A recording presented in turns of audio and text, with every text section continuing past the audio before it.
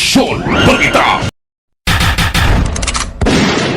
Wa mo gibukunhod yung ato ang palaliton karon. Actually, naatay pundo nga gihatag sa national government kaning rice subsidy nga 5 million.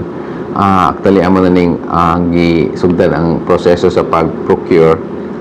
Naaman sila yung mga kinahanglan mga ipang-comply. So, sugod namin, nahuman namin sa ubang mga steps. So, ongoing ang iyahang proseso. So, nasulod na namo sa among annual investment plan. So, karon nagngita namin og kuan market nga kuan pwede asa mo palit kay naapod to sila mga requirement nga dapat sundon.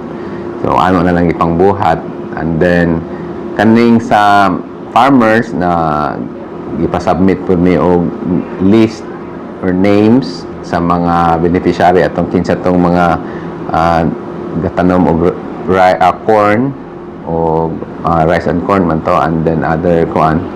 So, vegetables, so Highland vegetables mo to among gipang submit po nila ang mga ngalan. And then sa mga, of course, sa mga drivers, atong kinsa tong na mga franchise nga taga San Jose, natagaan na po to sila. Then lately, ang amo ang kuan, ang amo ang kaning